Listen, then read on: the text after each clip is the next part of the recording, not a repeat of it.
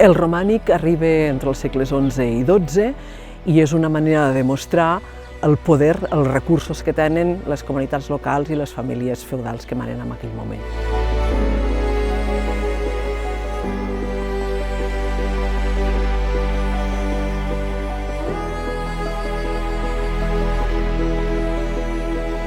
Hem de pensar que en aquell moment van tots a una, per dir-ho així, no? Les comunitats locals i la família feudal més poderosa en aquell moment, la més coneguda, que és la família dels Erill.